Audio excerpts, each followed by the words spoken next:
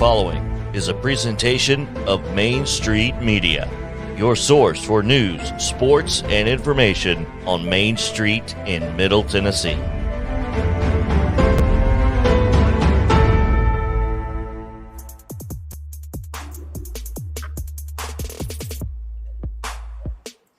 Welcome into a Women Wednesday edition of Main Street Sports Today, presented by Mid Tennessee Bone and Joints. Wild and Wacky Wednesday, but also we celebrate women in sports today and every day. But honestly, today it's just the alliteration.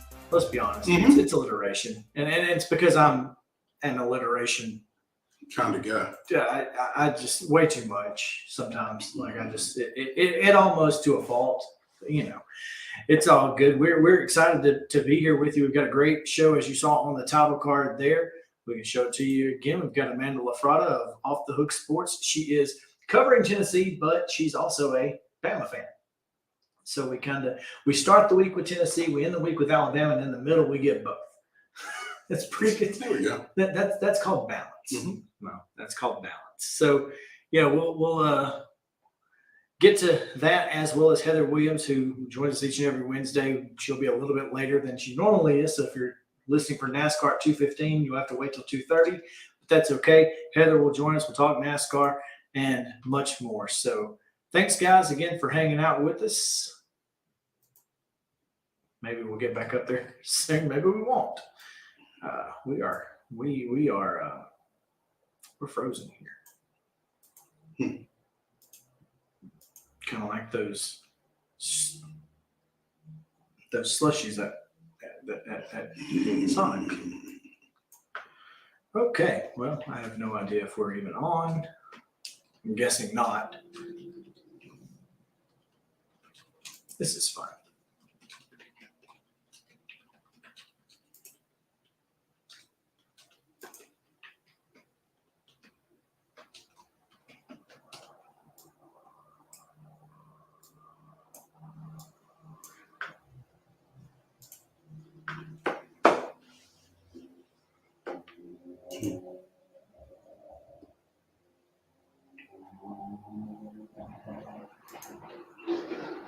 I think it's my computer. My computer has been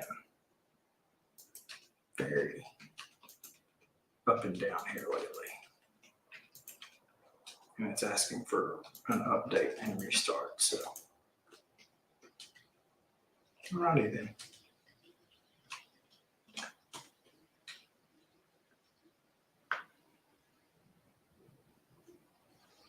I guess we will update and restart.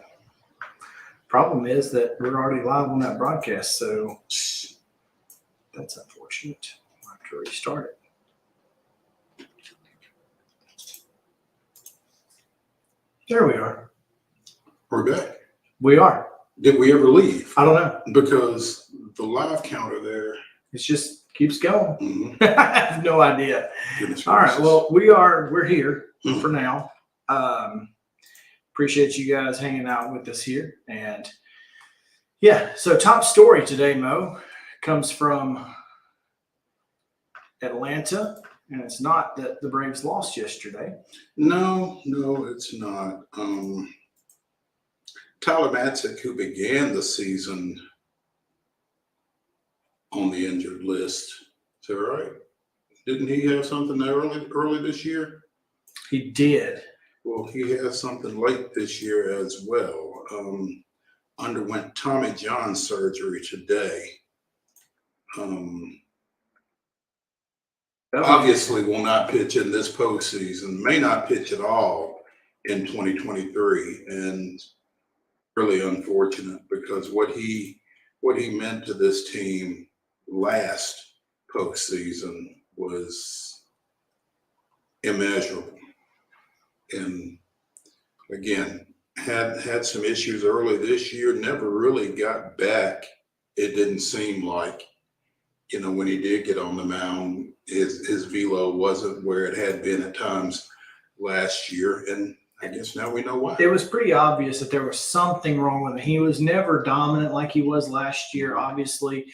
he was also a guy who dealt with the yips coming out of that Colorado organization. Then he comes to the Braves and figured it out somehow. And you thought, okay, well, he's got it. He's figured it out. But then now you realize that maybe the issue that we saw him with was not him losing what he had found. It was just simply an injury. He was injured. Yeah. So. And that does happen, unfortunately. It just is what it is. So, fortunately, you feel like this bullpen is deep enough, even without him, even without Luke Jackson, to withstand, particularly with the acquisition of Raziel Iglesias at the deadline.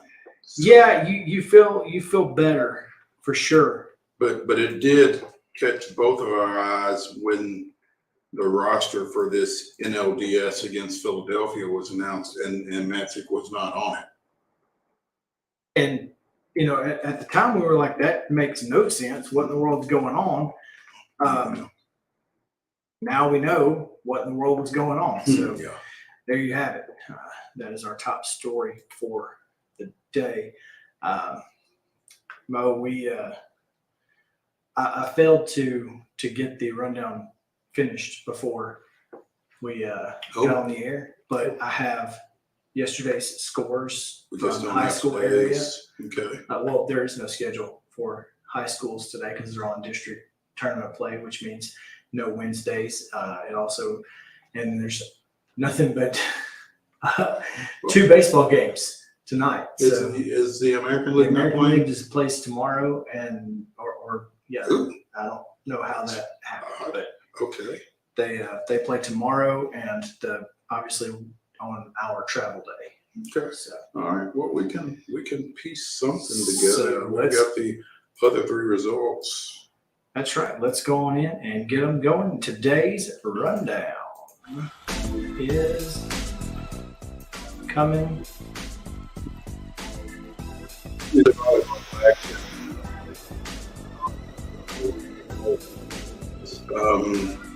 Eagleville defeated Bledsoe County 3-1.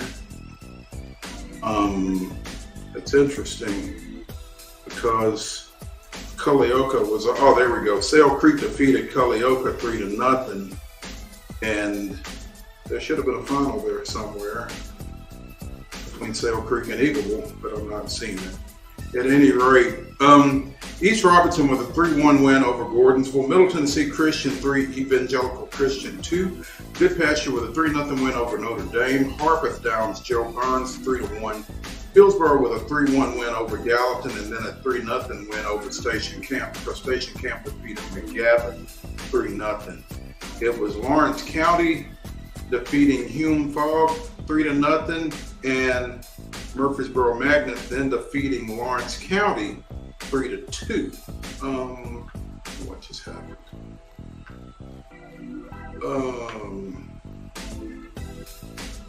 Let's see.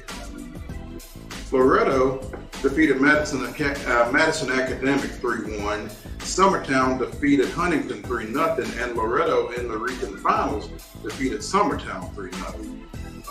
Watertown with a pair of victories, defeating Merrill High 3-0 and East Robertson 3-2. We mentioned earlier that East Robertson defeated Gordonsville 3-1. Let's see, and Providence Christian in 5 games defeated FACS 3-2. And I think that's all of the volleyball. Gotcha. In soccer action, was Battleground Academy 5-0 winners over University School Nashville. Cheatham County Downs Waverly 7-1. Wilson Central a 2-1 winner over Cookville. It was Fairview 6, Montgomery Central 0. Franklin Road Academy 4-1 winners over Good Pasture. Grace Franklin 8-1 over Clarksville Academy and Gallatin. Edges Hendersonville 1-0. Also, Huntland defeated Richland 3-0. It was also in that district, Culleoka with a 6-0 win over Fayetteville. Mount Juliet with a 9-0 win over Lebanon. It was Murfreesboro Central 2, Tullahoma 0. Nashville Christian with a 6-0 win over Providence Christian. Page down Lincoln County 5-0. Siegel with a 2-0 shutout over Rockvale. Father Ryan blank St. Cecilia 7-0. It was Station Camp 7, Beach 0. Stewart's Creek with a 4-1 win over Oakland, and Watertown over York Institute 8-0. Major League Baseball, the Phillies down the Braves 7-6. Astros came back to beat the Mariners 8-7. As the Yankees 4, Guardians 1, the Dodgers 5-3 winners over the Padres. Today, the Phillies are at the Braves, and that game time is TBA. Whether it has pushed that game time back, scheduled for 3:37. Will not start at 3:37, but it is on Fox. You can catch it there. And then the Padres on FS1 tonight at 7:37 at the Dodgers. That's going to do it for today's rundown.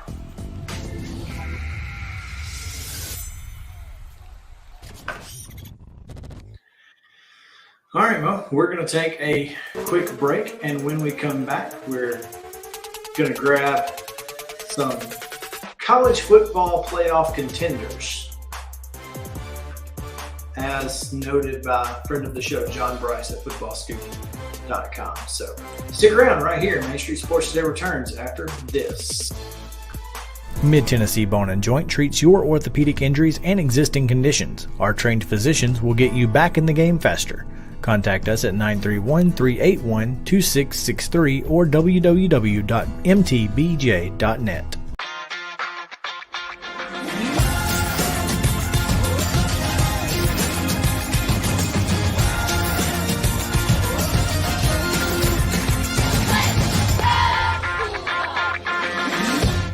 Hey folks, while we take a quick break from the show, I want to tell you about our friends over at Custom Stone Handlers in downtown Columbia.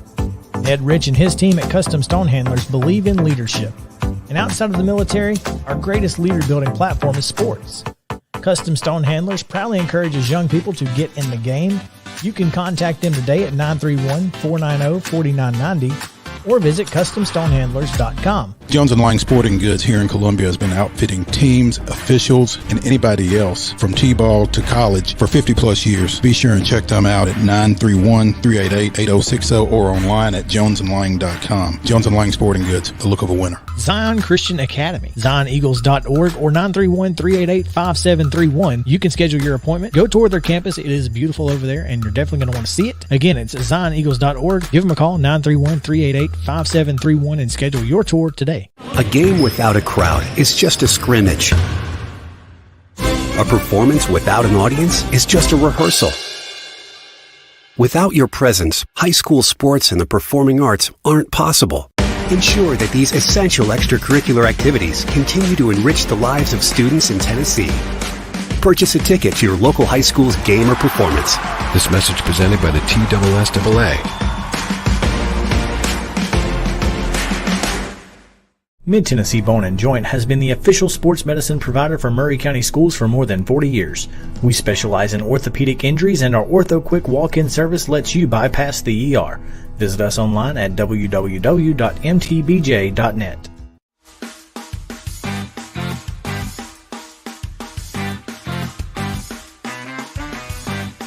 Welcome back in Main Street Sports Today, presented by Mid-Tennessee Bone & Joint. Cristiano Patton coming to you here on this Wednesday edition, and we are looking forward to talking to Heather Williams here momentarily. Excited to have her on. But first, on a wild and wacky Wednesday, we hop into a story, Bo, that you had sent me on Twitter earlier this week. And we talked about this week being 3 games with teams that are unbeaten. Mm-hmm. This story talks about 19 teams with a legitimate shot at the college football playoff. And some of those include one-loss teams. And I think that some one-loss teams after this weekend will still be in play. Yeah, I think some one-loss teams will still be in play. And I think some of these teams that are undefeated coming into this weekend may fall out of play. Potentially. Yeah, I mean, I can't see the loser of TCU and who is it? Oklahoma State. Oklahoma State being an option. Mm-hmm. The winner obviously still right there in the mix. Right. I don't think – what's the other one? Penn State, Michigan? Penn State, Michigan. I think that's a possibility, depending on what else happens and who they – if they beat Ohio State and that sort of thing. I think they could still be in the mix. But the loser of that TCU Oklahoma State game is probably out. And I'll be honest with you, if Tennessee loses this game to Alabama and they still got Georgia to contend with, I think if Tennessee loses, I think they're still in, because if you beat Georgia, win the East, and then you get a rematch with Alabama. So they'd still be in the hunt until the Georgia game. Yeah, I guess you're right. Yeah, that makes sense. Because you still got a chance to beat the number 1 team or number 2 team or number 3 team, whatever number they're going to be. You still got a shot to beat them. Yeah. And you still got a shot to win the SEC. And the SEC champion is going to the playoff. I don't care if you've got 10 losses. There is that. So, yeah. But yeah, so right here, he's got, of course, there we go. 13 unbeatens, 4 one-loss teams, and 2 two-loss teams are still in the hunt for the national title, according to this. Yeah. One of those 2-loss teams is Baylor at 3-2. The other is Texas at 4-2. So it's kind of interesting that both of those are coming out of the Big 12. But I guess they both got opportunities to play their way, obviously, into the Big 12 championship. And if they get there and win that, then they're going to bear consideration. But it won't be both of them, obviously. Yeah, obviously not. But to me, I don't think Texas or Baylor has a chance. I mean, especially Baylor. They lost to BYU, who just lost to Notre Dame, and we all know, there's too much there, and with 2 losses out of the Big 12, there's no chance.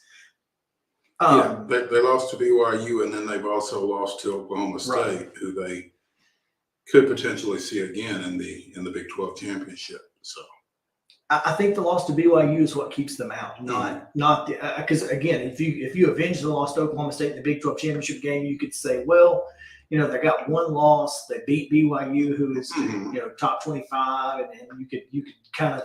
But the BYU loss, and you've got TCU in there and Kansas in there, and there's a lot of teams that are going to be top 25 that you could beat, but 2-loss team from the Big 12 just doesn't make a whole lot of sense. I just think it's interesting that we're basically to the halfway point of the season, and you've got 1, 2, 3, 4, 5, 6 Big 12 teams that are, in the mix.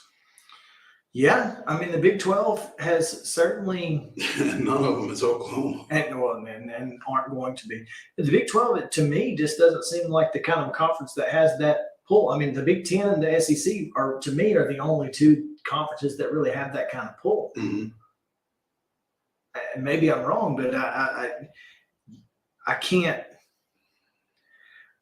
see a 2-loss Pac-12, ACC, or Big 12 team getting in. No. Just can't. So that being said, the teams that are absolutely have an opportunity because they're undefeated in their Power 5 school, and that's Alabama, Clemson, Georgia, Michigan, Ohio State, Oklahoma State, Ole Miss, Penn State, Syracuse, TCU, Tennessee, UCLA, USC. Obviously, UCLA and USC will play one another, and only one of those can go to the championship, the Pac-12 championship. Penn State, Michigan play this weekend. Obviously, they've got both of those will play Ohio State. Ole Miss has to play Alabama. Tennessee has Alabama and Georgia. Syracuse and Clemson. Do they play? Who's that? Syracuse and Clemson. They would if they don't play in the regular season, they'd meet in the championship. So I can't imagine that the loser of the ACC championship game would also get in unless everybody else has 2 losses. Mm-hmm. Yeah, I mean, if they can both run the table to the ACC final game, like you said, and you've got a bunch of 2-loss teams behind them, that would be their easiest path to getting both of them in. But I guess see that. To me, I think if Tennessee were to beat Alabama or Georgia, if Alabama, Georgia, Tennessee only have 1 loss at the end,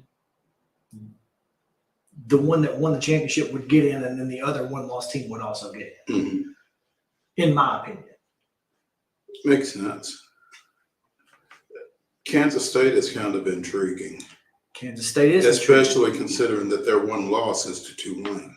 well, and what's interesting to me is that you said about the Big 12, they play the round robin. So they all gotta play each Everybody other. plays everybody. So you're knocking each other out. Mhm. And then, even if you get to the championship game undefeated, you got to play somebody again. Again. Zach Barnett makes the point that K-State also blew out Missouri, something Georgia failed to do. There's that. And they've got, here in the next bit, after they play TCU, they've got Oklahoma State and Texas. And then they've got Baylor and Kansas later on because, as you say, they play the round robin. They play everybody. Now, Kansas obviously got some pretty devastating news here in the last 24 hours with the announcement that Jalen Daniels, their quarterback, will miss the remainder of the season with a shoulder injury.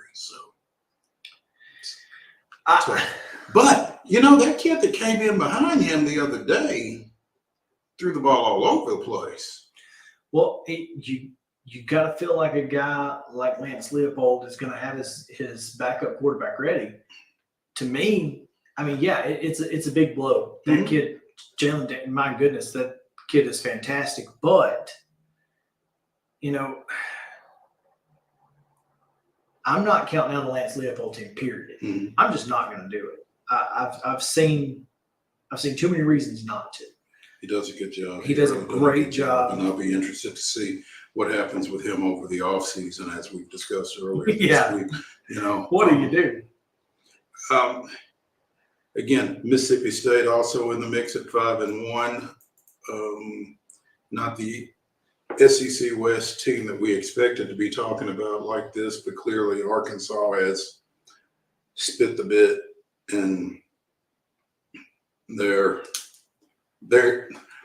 not who we thought they were. No, they are not, Dennis. So about Texas, Mhm. let's throw this out there.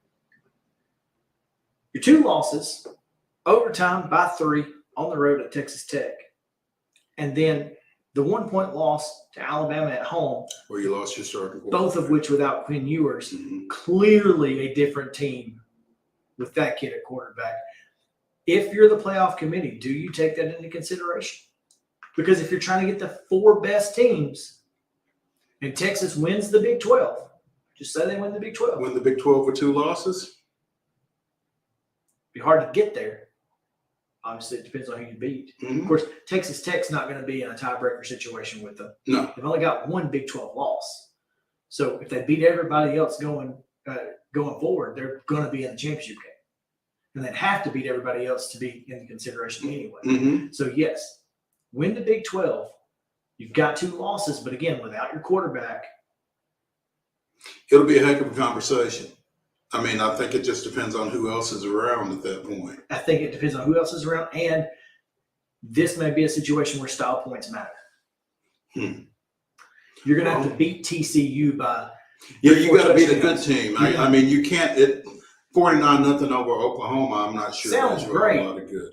in just on its face. Just in terms of college football, it sounds good. But in terms of this season and this season's Oklahoma team, I'm not sure what it means, Right. if anything. And nothing. I mean, let's just call it what it is. So I think some style points will matter, but if you beat TCU pretty well, you beat Oklahoma State and Baylor pretty well, I think they're absolutely in the conversation with a few style points. Yeah. Well, it's Texas. Yeah. And it's Texas. And there's a faction of the college football community that is desirous of Texas being in that conversation. As they should be. I mean, they make a lot of money. They have their own TV network. They make a lot of money, specifically for ESPN. Yeah. And I think that matters too. I mean, I don't think it matters to the committee because I think the committee is pretty well, they're pretty well separate. Mm-hmm. I think Bill Hancock and his group do a fantastic job most of the time. Now, sometimes they don't come out and tell us the truth, Mm-hmm. and I wish they would just tell us the truth. But just tell me Coastal Carolina don't have a chance. Well, it's interesting because Coastal Carolina is mentioned in this article. There's an asterisk. James Madison at 5-0 is barred by NCAA rules from playing in the postseason this year as a reclassifying team, and Coastal Carolina at 6-0 has no realistic shot. Cincinnati's 2021 playoff path was a 2-year journey, which included a win over 11-1 Notre Dame, something no Group of 5 team has done this year. That's true. I mean, there's been a Group of 5 team beat Notre Dame, but not 11-1 Notre Dame. No, not 11-1 Notre Dame and not undefeated after beating Notre Dame. Well, So, yeah, I mean, to me, it's interesting to look at this list and think about, some of the teams that you maybe I would have never thought Baylor and Texas had a chance. Now, Zach obviously made a great point about Texas. I don't think Baylor has a chance. I just don't. I don't think he does either. I think Texas is in the mix, even with 2 losses, based on just how their those 2 losses came about. situation. Yeah. Their new launch situation is just different. I mean, let's Quinn Ewers was going to be down Alabama. Mm-hmm. Colt getting hurt didn't matter near as much as Quinn Ewers getting hurt mattered, in my opinion. Mm-hmm. So, anyway, there's that. Well, there you have it. Those are the teams. Did we run through all of them? Did we get all 19 teams in there? No, we didn't get all There are a few 19 mentions. because Illinois, Minnesota. Mhm. I guess they're all got 1 loss, and if they were to somehow keep 1 loss, they would have to beat some pretty big names to get there. So Michigan, in the case of Illinois, well, they'd still have to beat Michigan or Ohio State in the Big Ten championship game. mhm. Either one of them. Minnesota plays at Penn State during the regular season. And that's big. I mean, and then NC State, Wake Forest, and North Carolina. I don't think. I guess if North Carolina were to win the ACC, maybe, but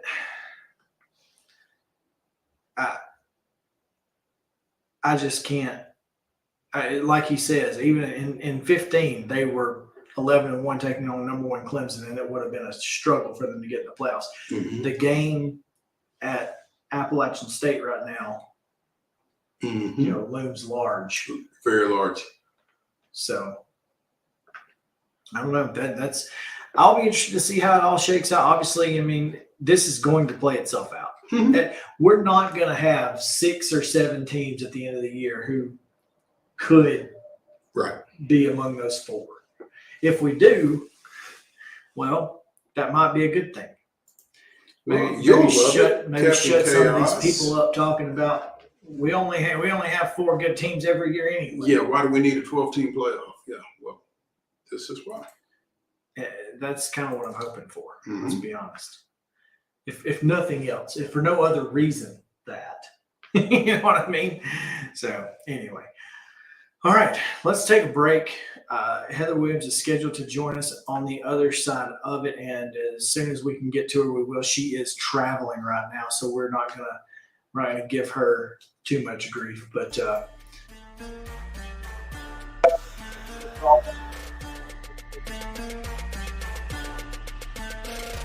so we may get to the Braves a little bit early, Mo, Mhm. and we may have to split the Braves segment, but that'll be okay too. Okay. So stick around. Main Street Sports Day presented by Mid-Tennessee Bone & Joints. Back after this.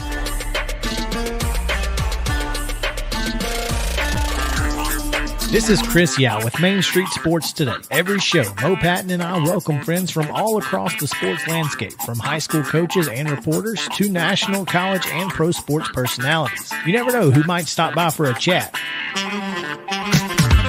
AP Tennessee sports editor, 3-time Tennessee Sports Writer of the Year 2020 TSWA Hall of Famer. She covers the Titans, the Predators, the Grizzlies, college football, and hoops. Please make welcome Teresa Walker. Former University of Tennessee, former Team USA Olympian, ex-Cy Young Award winner, R.A. Dickey. R.A., did I miss anything? Man, that was sweet. Yeah, I need to listen to that before I go to bed every night. That was nice. Has 5 sports Emmys. That's not bad for the other guy in Wham, Ryan McGee. Other guy in Wham married the best looking girl, Bananarama. So other guy in Wham had a pretty good life. From preps to pros, we're taking on the sports topics you care about. Tune in across Main Street Media social platforms at 2 p.m. or on demand on your podcast distribution platform of choice. Mid-Tennessee Bone & Joint has been the official sports medicine provider for Maury County Schools for more than 40 years. We specialize in orthopedic injuries, and our Ortho Quick walk-in service lets you bypass the ER. Visit us online at www.mtbj.net.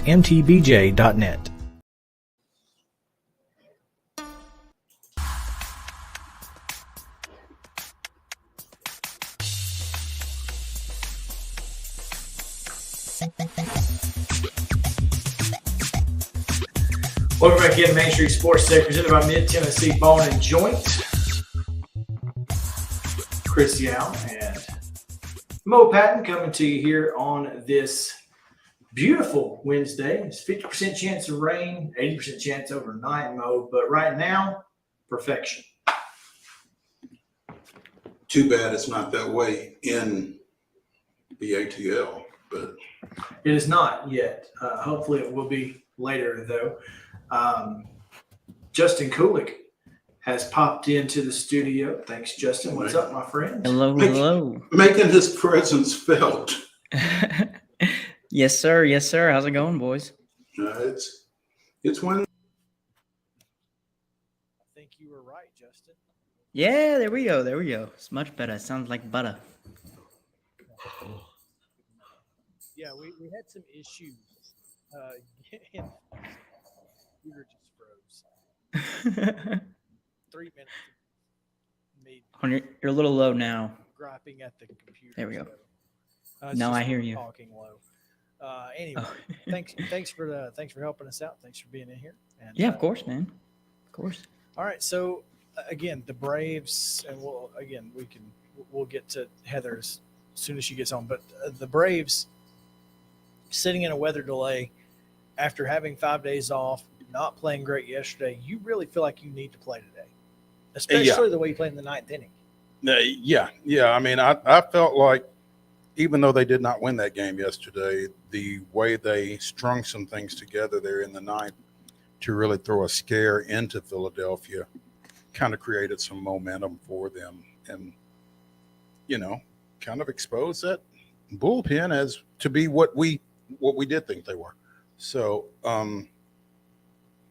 you really do hope they get to play this game today, to get on the field today and, make another run at it with, 21-game winner Cal Wright, the only 20-game winner in Major League Baseball, going to the bump for the Braves today. So let me ask you this. Mm-hmm. Say the Braves win today. Say they win on Friday. Max Fried threw 61 pitches. Is he available on Saturday? Or I guess they would have the off day on Friday, right? No, the off day would be Saturday. Off the Thursday. So game 4. So game 4 will be Saturday. And then game 5 will be back in Atlanta on Sunday. There's no travel day. Gotcha. Okay. So they're going to play 3, 4, and 5 on consecutive days, 3 and 4 in Philly, 5 in Atlanta. just play it in Philly and give us the last bat. I don't know. It's weird. But do you throw Max in game 4 if you have a chance to clinch it and he only threw 61 pitches on Monday? That's a heck of a question, man. I mean, it's Wednesday night, Thursday night, Friday night. He had 3 days rest, but again, he only threw what amounts to really a side pin. But they were all high stress because he had a lot of traffic out there, and you know the way he looked. Maybe there was still some residue from his stomach virus or whatever. I don't know. I don't know if you go back to Max in this series. Who else? I guess it depends on Spencer Strider? Yeah. I mean, if Strider throws in 3.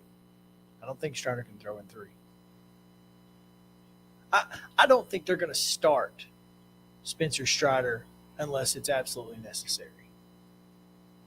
Well, if you're not going to start him, I don't one, if you're not going to start him, I don't know why you throw him at all. 2, I don't know why you put him on the roster.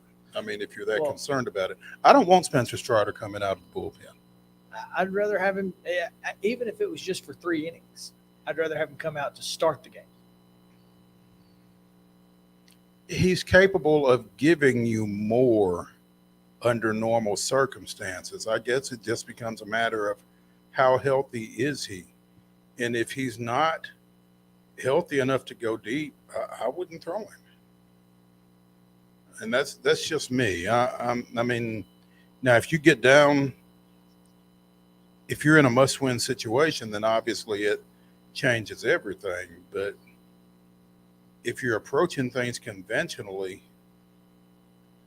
I want Spencer Strider to get 2 or 3 times through the order. I mean, he's shown that he can be effective that way. Now, again, it depends on his health. If he's not healthy, I wouldn't throw him. But you still got Morton. Obviously, you've got Odorizzi. Is Elder on the roster? I don't remember. No. So you kind of hamstrung yourself. I don't know how many pitches Jesse Chavez threw yesterday, but he's a swingman option for you. Yeah. So let's just hope that it doesn't get to that point. Yeah. I mean, let's win this one tonight. Today is a must win. It's must win without question. Fortunately, so yeah. We'll talk more about it after we talk with Heather Williams, who joins us now via phone. And let's see, is Heather in? There she is, Heather Williams, WYB TV in Nashville, not Bristol. Gosh, I'm trying to find your picture here, Heather. That's why I'm a little confused. There she is. Now that we know who we're talking to, Mo. Yeah, and where she's from. And it says it right there, Bristol. Yeah. Well, just to be fair, I am technically in Nashville right now. So. Oh, well, there you go. From WCYB TV, period. In Nashville, comma, Heather Williams. Yeah. What brings you to our neck of the woods, Heather? I'm actually just passing through. I'm on my way home to Kansas City, and I'm driving through Nashville at the moment. Oh, that's got to be a lovely drive. Oh, it's only 12 hours of my life that you won't get back. There you go. Yes. Yeah. But at the end of it, you'll be home. So there's something to be home. at that. That's awesome. Yeah. Good. Glad you got some downtime. So, what are your thoughts about this past weekend and this coming weekend in the world of NASCAR? There has only been a few headlines. It hasn't been too crazy. I mean, the week started with a huge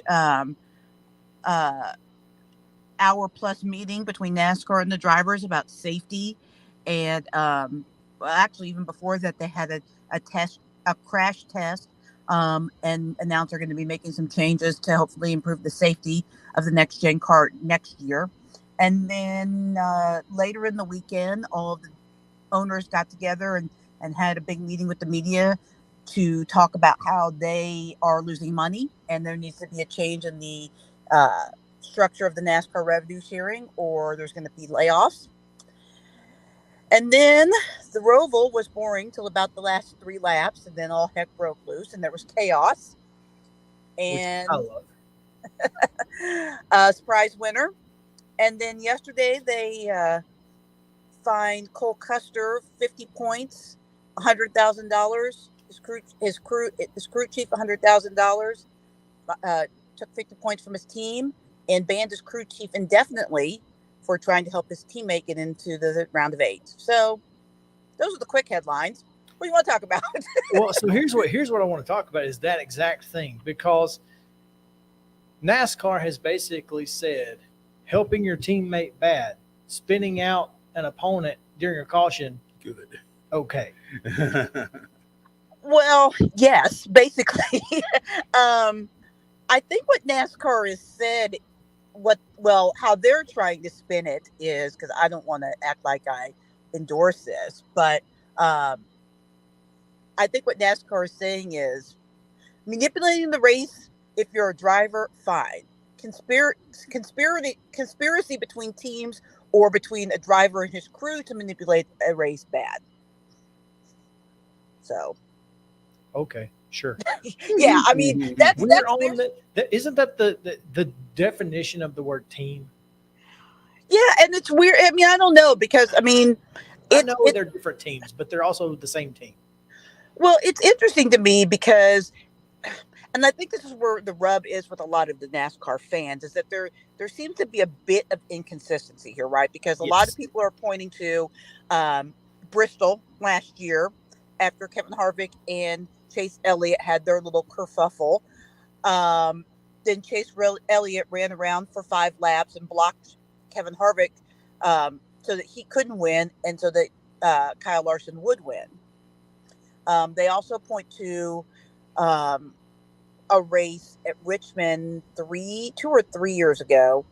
I guess it would have been 3 years ago, where Joe Gibbs Racing, someone from Joe Gibbs Racing got on the radio and told Eric Jones not to pass Denny Hamlin so that Denny Hamlin could make it to the next round of the playoffs because he needed that point. So, I mean, when I heard Scott Miller on Sirius XM radio today, who is, I believe his official title is Director of Competition for NASCAR, his big thing was, just because we didn't punish this in the past doesn't make it right, doesn't mean we have to continue to let this go on. So I guess they don't want that anymore. I think it's a little harsh because at the end of the day, it did not affect, I mean, Briscoe was going to be in the playoffs regardless of what Cole Custer did. And I don't think it was fair to punish Custer. He was just doing what he was told to do. So I don't understand why he has to pay $100,000. Your boss tells you to do something, you do it. Now, I don't know. Cole's probably not going to pay that money because they told him to do it. But it's so tough for me because I don't understand. I guess I just don't understand if it didn't affect the outcome, why we're being so harsh. This is not the same as Michael Waltrip Racing several years ago, in my opinion. Trying to set an example, maybe? Yes, but, you know, it sounds like they're going back in time and trying to, they're making these folks pay for all of their past, letting it go. That's what it sounds like. I don't know, man. This is crazy. Yeah, and like I said, I feel bad for Cole Custer because he's having a terrible year anyway. He's trying to save his job. You know, somebody tells you to pull over to help your teammate. You're trying to save your job. You're going to pull over to help your teammate. You're going to do whatever you can to help him. And like I said, he's probably not going to end up having to pay this, and neither is his crew chief. Someone at Stuart Haas will probably pay it. But I just think it's very excessive for the punishment. Doesn't fit the crime. It's excessive for what happened. If you want to send a message that we don't really frown on this, or we don't really want you to do this, that's fine. But I feel like, especially the amount of the fine and then the indefinite suspension of the crew chief is excessive. Yeah, the indefinite suspension is a little ridiculous, but here we are. It's NASCAR, so what are you going to do? NASCAR, and they are appealing it. And to be fair, you know, they did punish William Byron too, and the appeals panel overruled that, right? So in NASCAR's eyes, Byron should have been punished. So, I mean, who knows? Next week we could be talking about the appeals panel overrules this punishment too, you know. There is a little bit of consistency with NASCAR. We'll see what happens with the appeals panel. Well, Mo and I were speaking before the show started about how close you were. You said one guy needed to get a win to get into the playoffs, and so he was gonna drive and he was gonna get the win, and you were right, except you had the wrong driver. I did. And but here's the thing: you were also right because Chase Briscoe did make the playoffs. He did drive like he needed to. Just didn't win. Yeah, it's funny because I probably, in hindsight, talking to Christopher last week, because each week we get a different driver to talk to for my podcast, and I talked to Christopher last week. I probably should have gone with Christopher in hindsight. I've been saying all along I do another one of these radio hits in Christopher's home market in Oklahoma, and I've been saying this was a terrible round for Christopher, but the Roval was the best track for him, and if he was going to advance, he was going to need to perform well at the Roval. So my guts were right, my instinct was right, but I just didn't trust them and kind of diverged. But I mean, a huge win for him and a huge call for his crew chief, and it made the race that was pretty boring until the sign fell off and onto the track and caused the caution. It really made the end of that race really exciting. It's an exciting Sunday in Charlotte between the events at the Roval and the events at Bank of America Stadium, I guess, in the aftermath with Matt Rule. And though it'd be a coin toss as to which was more of a train wreck, right? Because they were both kind of messy. Apparently, but one of the train wrecks resulted in somebody walking off with $834,000 a month for the next 3.5-4 years. So I know I'll be the interim coach of the Panthers if they want to pay me that when I'm done. Ain't no doubt. I mean, please, I'll take all of the message board hate. All of that. They don't even have to pay me that. They can pay me half that. Yeah. But the thing is that as soon as it happened, my first thought was actually, well, of course, because this wasn't working out in the pros for him. But if I'm Nebraska, I'm already on the phone with him because he was one heck of a college coach. We kind of talked about that, Heather, and the conclusion that we came to is for $834,000 a month, I may not coach anybody's team. Oh, I think he'll coach. They always do. Maybe Pop Warner if I got a kid playing. Yeah, maybe. That's about it. And I'd really rather just sit up in the stands and yell at the refs. And yell at the coach. At the coach, yeah. If anybody's yelling at me, if I'm the coach of his Pop Warner team and Rule's yelling at me, I'm just like, well, okay, maybe we'll try that. Yeah, but their egos, especially someone like Matt Rule, he's not going to want that to be his final legacy, is being fired by the Panthers. So he'll be back probably in the college ranks next year, would be my guess. Does he make his way to the Nick Saban rehab center for coaches? That's the question. I don't think he needs to. I don't think he needs to. I don't think he needs to. I think there's enough high-profile jobs, and he had enough success at Baylor that he goes the Nick Saban route and probably comes back and becomes more successful as a college coach. Maybe he shouldn't have trimmed the beard. Should have kept the beard. That's what it was. There we go. It's like when Mark Wohlers cut his hair. He was a terrible closer after he cut his hair. Grow it back out. Grow the hair. It's all about the hair. It's like Samson. I think it's because, in all honesty, in the NFL, you've got to have a quarterback, at least a decent one. And their you're saying Baker Mayfield doesn't qualify? No, I'm saying Baker Mayfield definitely does not qualify. Clearly, no, clearly. So, we go to Vegas this weekend. It's Vegas, baby. It is Vegas, baby, and there's going to be a lot going on this week at Vegas, starting with Lee Spencer of Sirius XM is reporting that Tyler Reddick has had his contract bought out by 2311, which the fact that they're making this announcement reportedly at Vegas points to the fact that Kurt Busch will probably not be back in the 45 next year. Vegas is his hometown. It seems like that would make sense for him to announce a retirement or stepping away from a car in his hometown of Vegas. So don't be surprised if that happens this weekend, which would be a very sad way for his career to come to an end with a concussion, because he's been a fascinating story and an incredible driver. And I think his legacy in the sport, beyond being a champion, is going to be he has had the most uncanny ability to take teams and make them better. I mean, for all that was said about Martin Truex Jr. winning a championship in the 78 car, it was really Kurt before him stepping into that car when that was just a back marker and turning it into a playoff team and building that team up that set the table for Truex to be able to win a championship in that car. And he's basically done the same thing at 2311. He's made those cars winning cars and then a winning organization. And he's also become just a really good person as he's matured. He kind of started out the same path as his brother, but he's matured a lot more than Kyle, in my opinion. And I really enjoy talking to him because he is one of the more insightful guys in the garage area. And so if he has to retire, especially this way, I think that would be a sad way for him to go. But, Michael Jordan is not a dummy and Denny Hamlin is not a dummy, and they are definitely going to keep him on. They've said this all along, in some sort of competition advisory role to keep those cars competitive. He's too good of a mind not to have around. There's no question there. And you're right. It would be a terrible way for such a storied career, an interesting career to end. But, the fact that he made the playoffs in his final year with that win. He did get a win in his final year.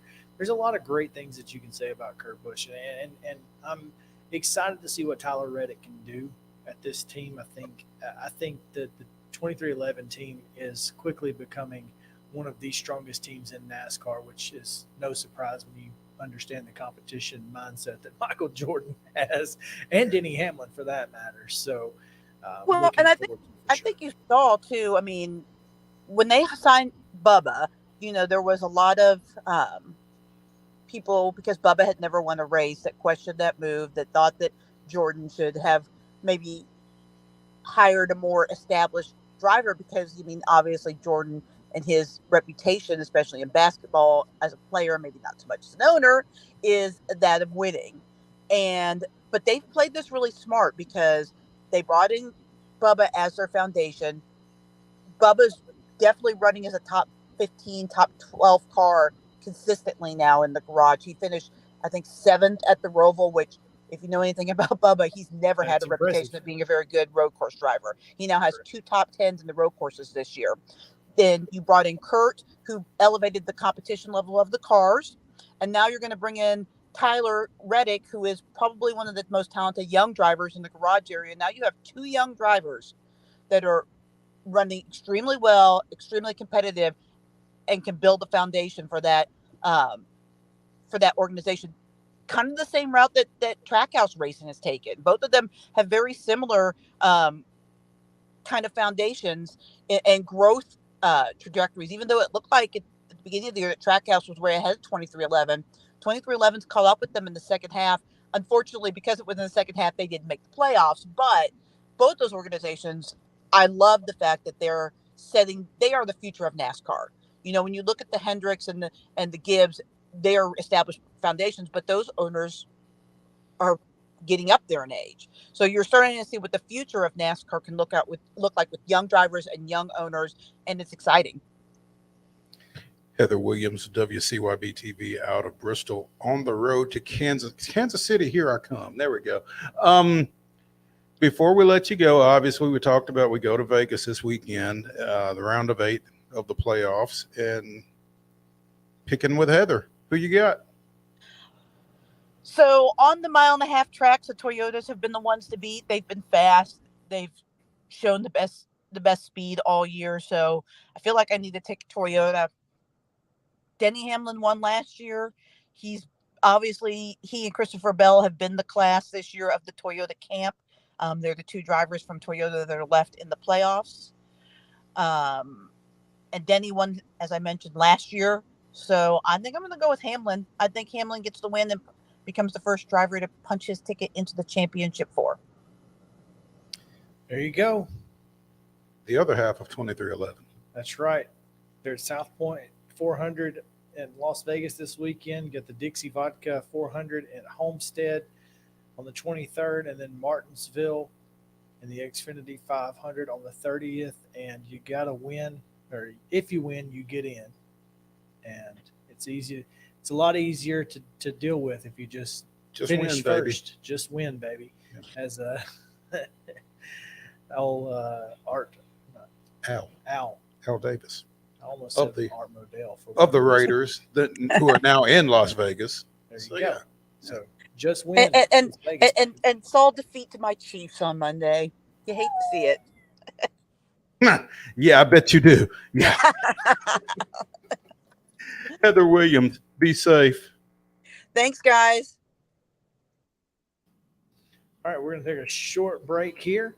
When we come back, it will be This Day in Braves history and one more look at what we know for today. Hopefully, I know we've got lineups, so we'll take a look at those. Hopefully, they'll very stick around here. Main Street Sports Today, presented by Mid Tennessee Bone and Joint. Back after this.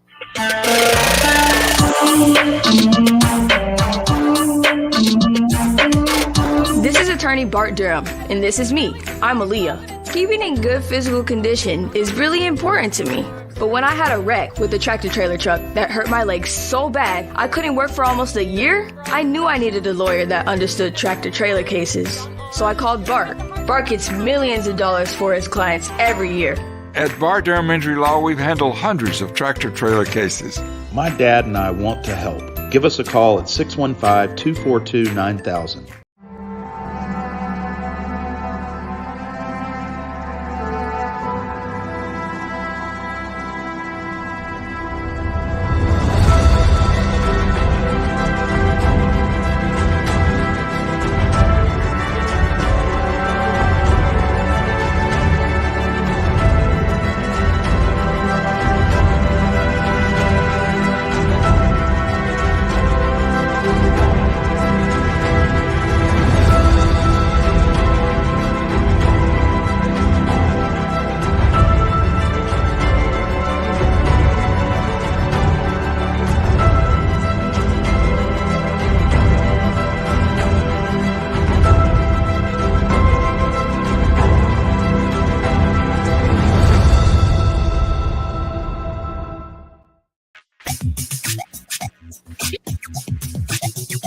October 12th, 1999, Eddie Perez's sixth-inning solo home run off Pat Mahomes.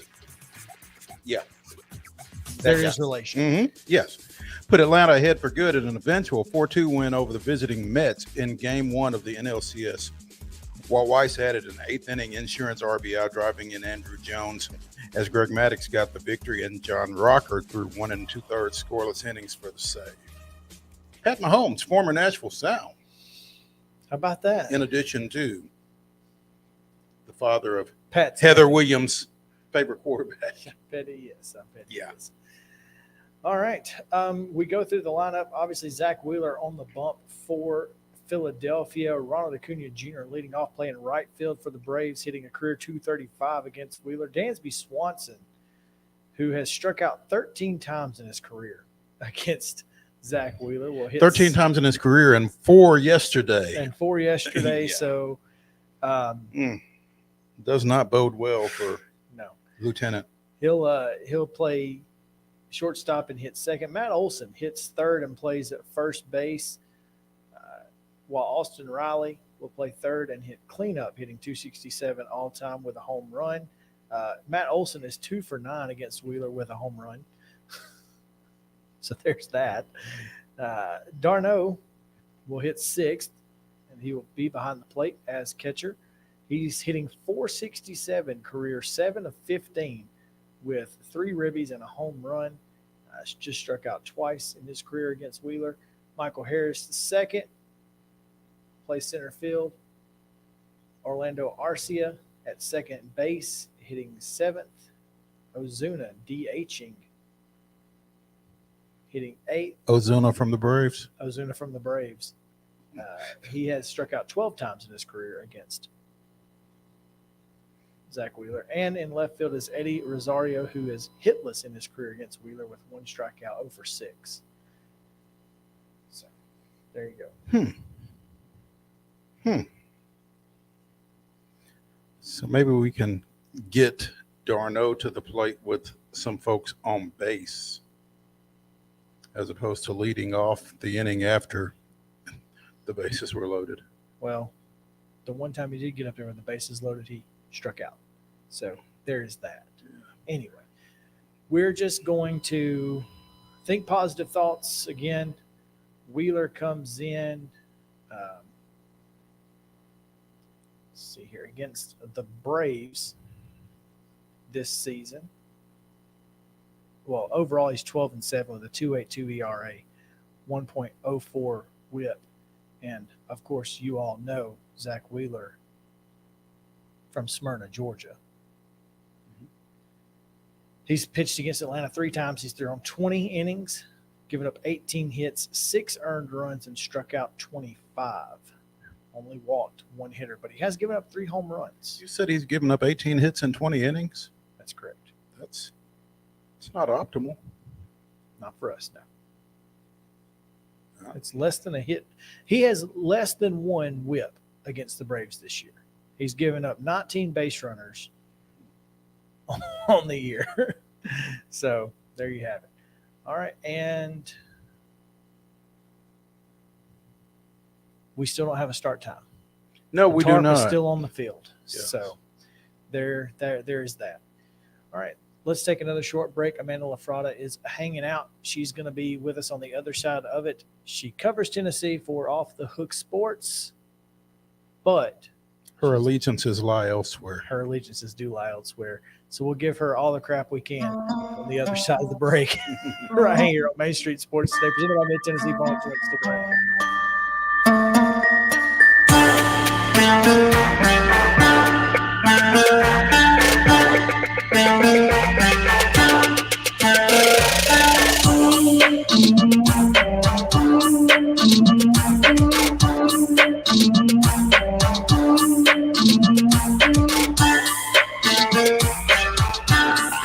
This is Chris Yao with Main Street Sports Today. Every show, Mo Patton and I welcome friends from all across the sports landscape, from high school coaches and reporters to national, college, and pro sports personalities. You never know who might stop by for a chat.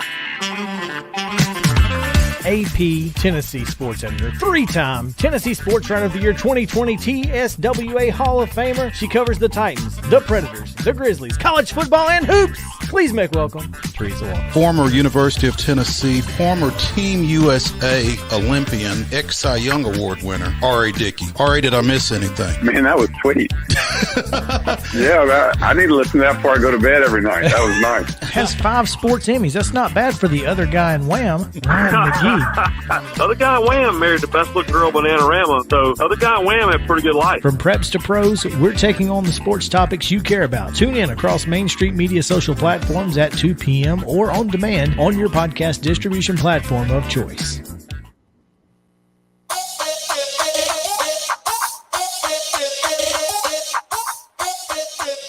Welcome back in. Main Street Sports Today, presented by Mid-Tennessee Bone and Joint. Chris Yao and Mo Patton here on this Wednesday edition. It is a Women Wednesday here on Main Street Sports Today. It's the second Wednesday in October, but we're talking about the third Saturday in October. And this segment, we will chat with Amanda LaFrada from Off the Hook Sports. Amanda, how are you? I'm doing well. How are you guys? We're good. I'm curious. Go back to the big screen just a second. Let's Yeah.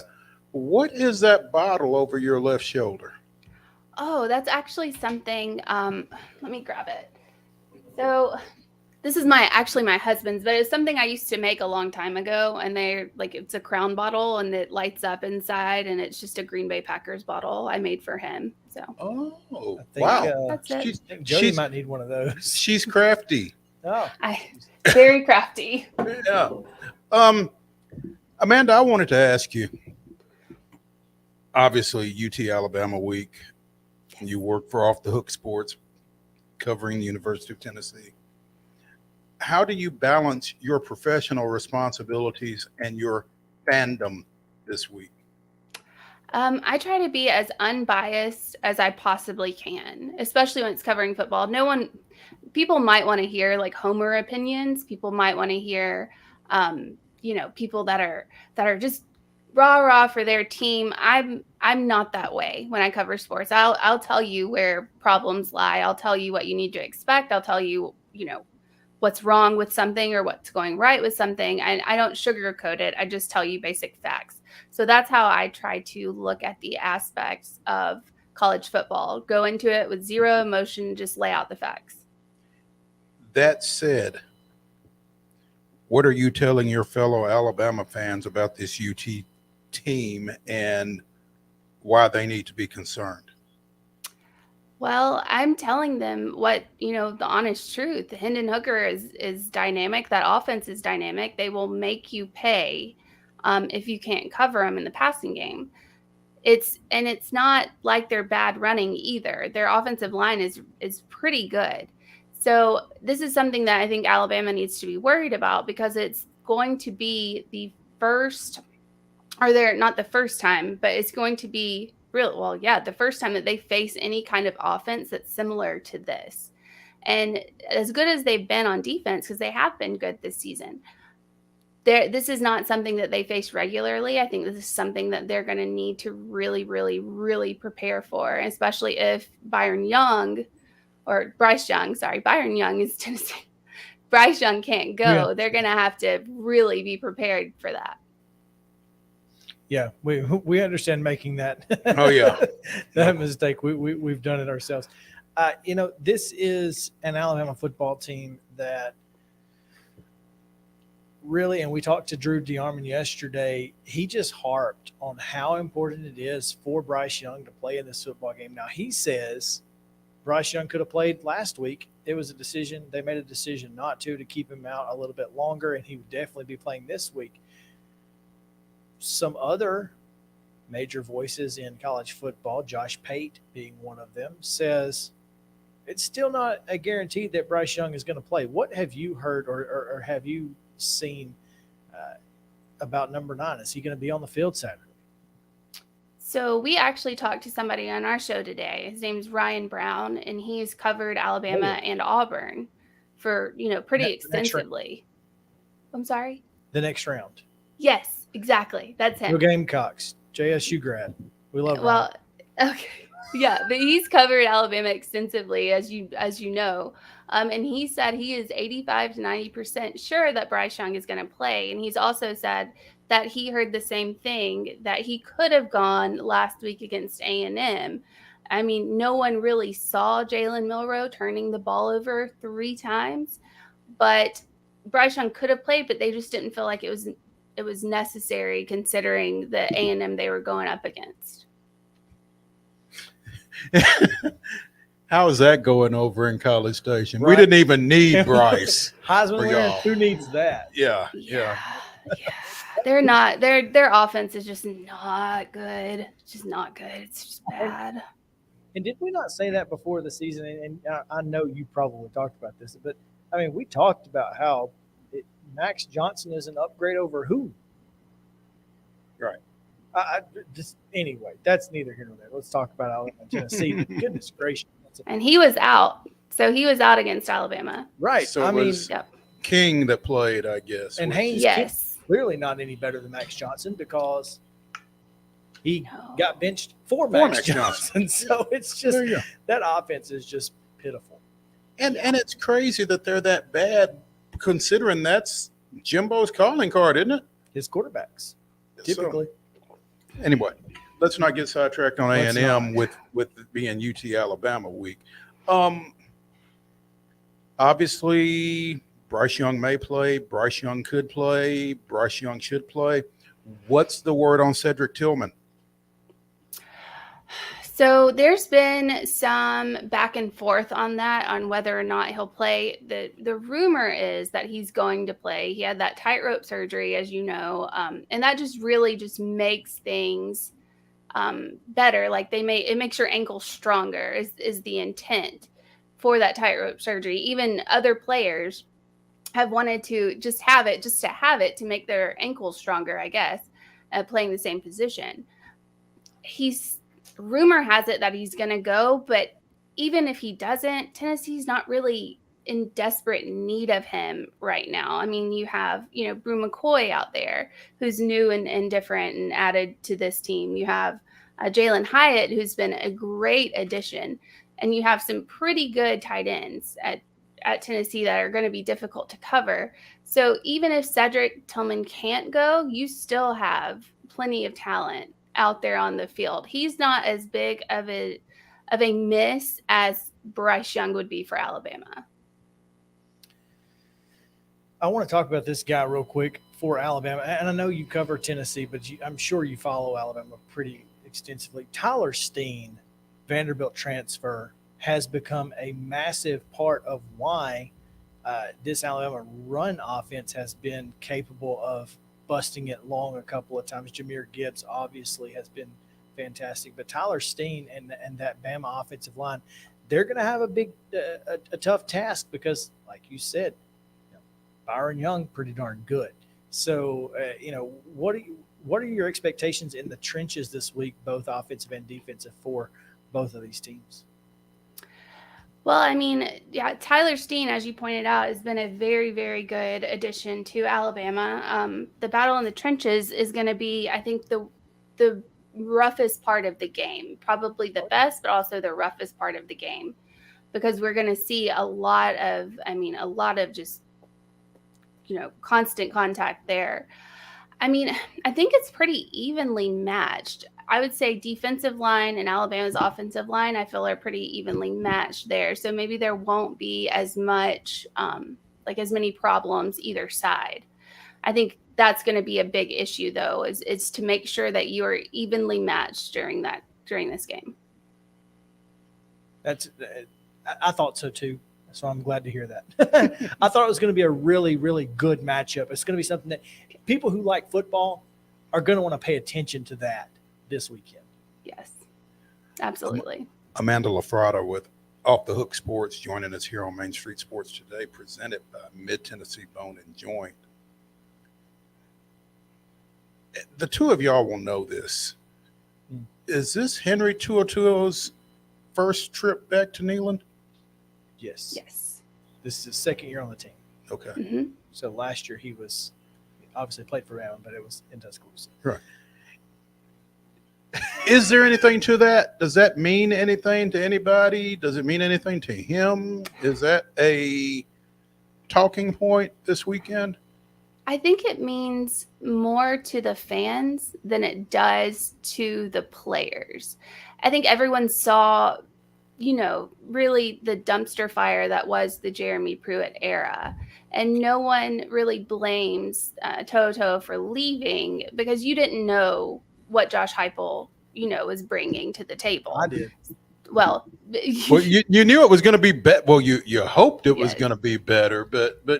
I blame him because he was supposed to be a team captain. He's supposed to be a leader. See, I think nowadays, and I mean, good, bad, or the other, nowadays it's really out for number one, especially with the transfer portal, the NIL being what it is. This whole team captain and playing for the team has kind of gone out the window, and that's terrible because I hate that. That's part of the reason why you love college football, especially over professional football. But it seems like that's kind of gone out the window as far as this goes. Now at Alabama, he's fitting in just fine. And if you have the chance to play for someone like Nick Saban, I don't see, I wouldn't turn it down if I were him, especially if you're looking at, starting with a new coach and doing all of this over again. I don't blame him. Sorry, that's my cat. No, we just joined the show. We're big cat people here. Cat people on the show. You're not the first person to have their cat make a cameo on the show either. We don't have problems with cats. Thanks. What? Not at all. Hi. That's a cutie. Thank you. Her name's Penelope. Penelope. It's a good one. Yes. Okay. Okay, so how does your Saturday work? Obviously working and trying to be objective in this game, but obviously it's got to be tough because, again, it's been 15 years. I don't know that I've ever had to deal with anything like that. How will Saturday work for you? So Saturday, I'm actually traveling this weekend, and I'm not really excited about it because it's for a wedding, and I just so you're not going to be at the game? No, I had tickets and everything, and I don't get to go because we have a wedding in Arizona to go to. It's my husband's side of, things. It's in Arizona. They don't know. Exactly. No, clearly they don't know. We're going to give them a pass. They do We're not giving them a pass. know. Let them know. Yeah. So that's pretty bad. I'll be watching the game. I will try to look at it objectively. I will try to You don't have to do not anything objective until Sunday. Exactly. Watch the game as a fan. You can be objective on Sunday. Exactly. When you watch it. Yes, I will tell you, this is the most nervous I've been about this Alabama-Tennessee matchup in a long time, in a very long time. I mean, You're the second Alabama fan that I've had tell me that in the last 2 days, actually. So yes, it's interesting. Yeah, and I mean, most Alabama fans, especially the knowledgeable ones like you and the one that I was speaking to yesterday, y'all know this isn't going to go on forever. That sooner or later UT is going to get it done. And especially with Heupel. Yeah. I mean, Heupel's such a good coach. Just hope Oklahoma doesn't take him away from you, because I think they're going to be looking at that, considering what Venables is doing in the Big 12 right now, and he's going to the SEC, so it's going to be worse. I almost feel sorry for Brent Venables right about now. He is the Big 12's Brian Harsin currently. Yes. But yes. Oklahoma isn't as dysfunctional as Auburn, though. So they lost 49-0 versus Texas. That's the thing. Though. They might be now. They might have some folks. If this was Auburn, he'd have done been fired. Yeah. But anyway. Wow. Amanda and Penelope, enjoy your trip. Thanks for joining us. Yeah. Enjoy your trip to Arizona. Listening to, I guess you'll be watching it on your phone or something, unless you get a chance to listen to Chris Stewart in that broadcast. I'm sure that would be fun too. I have the AirPods. There you go. AirPods. Yep. You gotta have them. Hair hides them. Exactly. We appreciate just smile and nod through all those conversations, huh? Mm-hmm. That's exactly what I do. Yeah. Good to see you. Yep. Oh yes. Hi. Goodbye. Yes. Major League. There we go. Thank you so much. We appreciate it. We'll talk to you soon. Thank you, guys. Have a good one. I love this British stuff. It's hilarious. That's Penelope. I like Penelope. I'm here for Penelope. Absolutely. Oh my goodness. Wild and Wacky Wednesday is coming up on the other side of a break, and boy, has it been a wild and wacky Wednesday. So stick around here. Main Street Sports Day presented by Mid-Tennessee Bone and Joint. We'll be right back after this.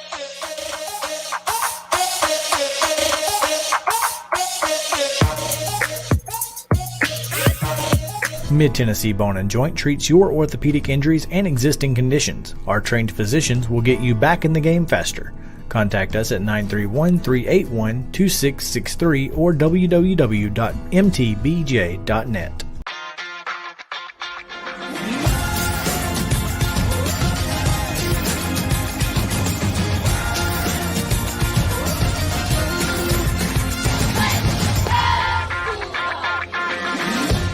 Hey folks, while we take a quick break from the show, I want to tell you about our friends over at Custom Stone Handlers in downtown Columbia. Ed Rich and his team at Custom Stone Handlers believe in leadership. And outside of the military, our greatest leader building platform is sports. Custom Stone Handlers proudly encourages young people to get in the game.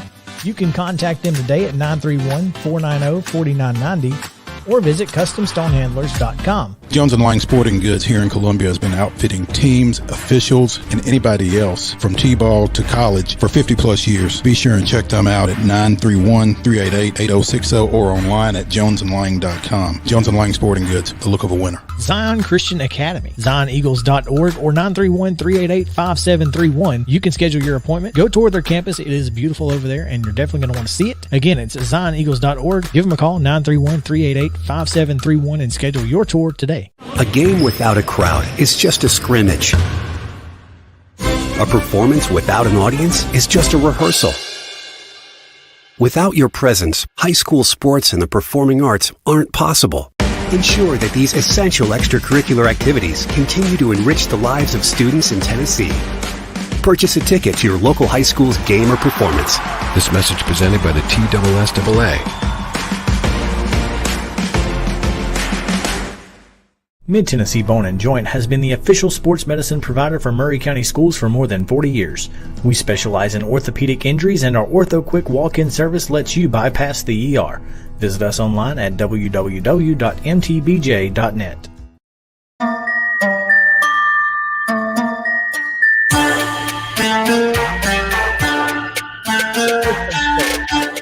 Scrolling through Twitter as we are wont to do. Trending in the United States. R.I.P. Willie. Willie. So obviously my throat's in my gut.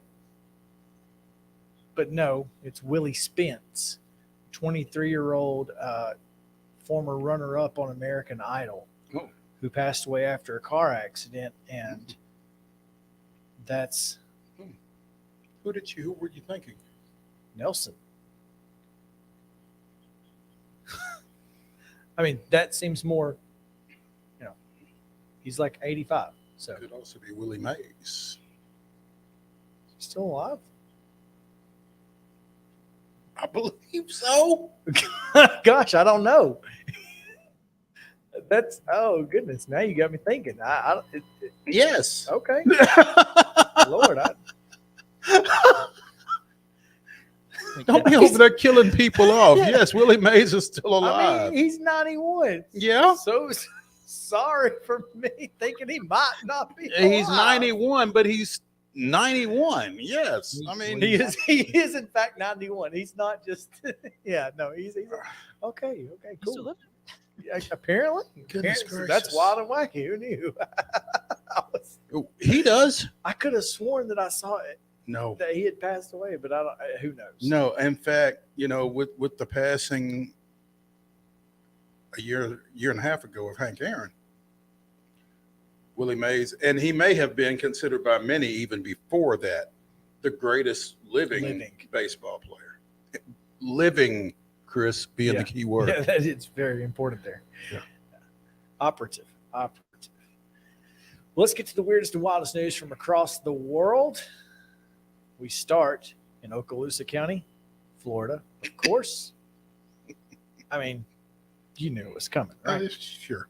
All right. Well, 22-year-old Crestview man is charged with child neglect after having a 9-year-old, drive him several miles home. Needed a driver. Didn't want to get a drunk driving charge. Got a DD. Never mind that he's 9 years old. Alexander Barrios, not to be confused with I think there's a hockey player named Alexander Barrios. Don't think it's the same guy. Not the same guy. Was arrested Monday, being held in the jail without bond. Without bond. Well, he's being held without bond because if he bonded out, he'd have a 9-year-old come and pick him up. So I'd like to know what happened to what kind of repercussions the 9-year-old got. Probably got therapy. A little timeout. Okaloosa County Sheriff's Office stated a witness spotted a car entering Oak Hill Road from a neighborhood around 8 a.m. on Monday. 8 a.m. Why wasn't the 9-year-old in school? There you go. Because he was the DD, I guess. There are so many questions. Oh, man. The witness, quote, suspected the driver was impaired due to the vehicle being all over the roadway, end quote. Deputies say the witness cut off the car near the intersection of Highway 85 and Old Bethel Road, which is when he noticed a child was behind the wheel. The witness told the child to get in the passenger seat, pulled the car into a convenience store parking lot. The 9-year-old told deputies that Barrios asked him to drive him home, pointing out directions along the nearly 7-mile trip. The 9-year-old then began driving alone back to his own home after dropping off Barrios. So this is not his kid. This is just some random kid. Whose car? There are so many questions. He drives for Uber. Uber Youth? Yeah. Uber Utes. They can get Utes. Uber Utes. Yes. UU.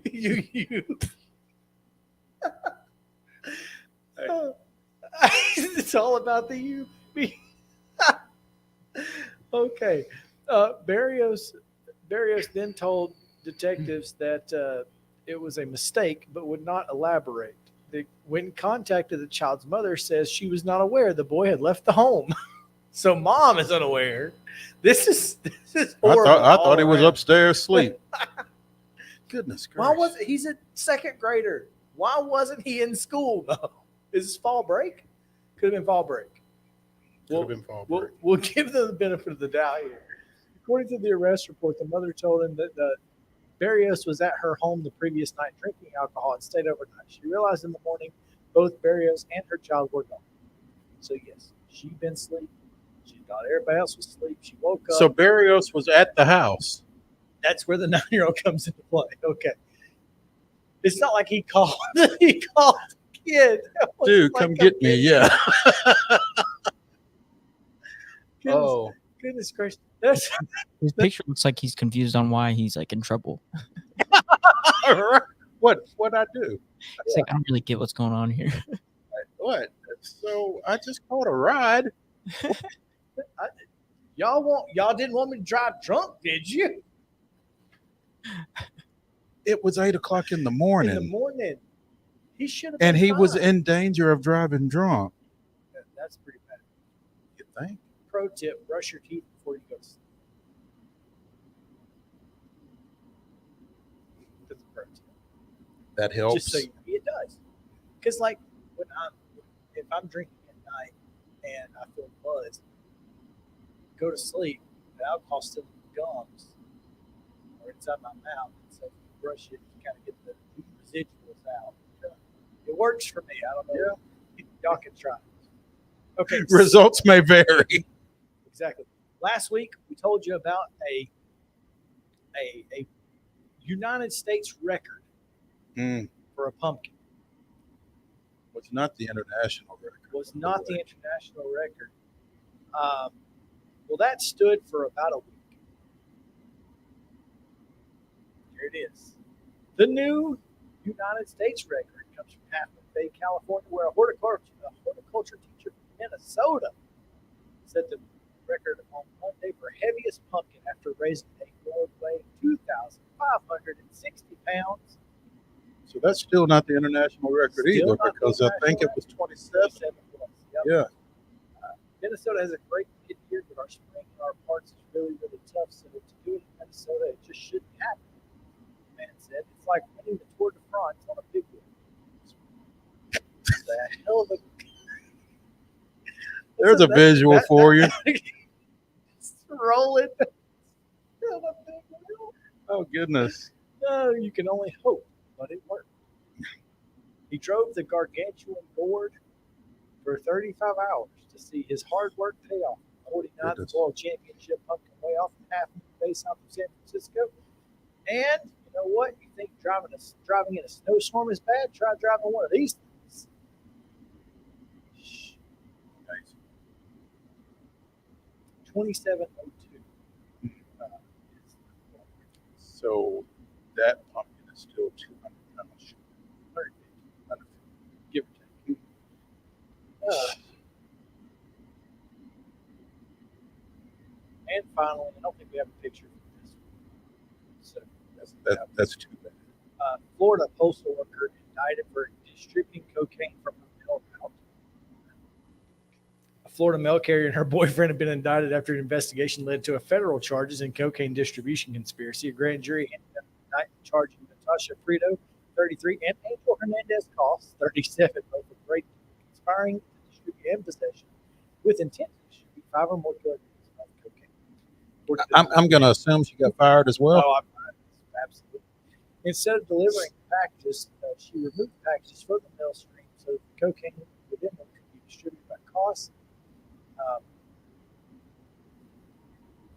So she would address. Interesting. Okay. The cocaine was coming from Puerto Rico to an address somewhere in her mail route. Different addresses in her mail route. She would take the cocaine out, and they would do the same. That's actually a pretty solid plan. As long as You don't get caught. But if she's convicted, each count faces a mandatory minimum of 10 years. And, looks like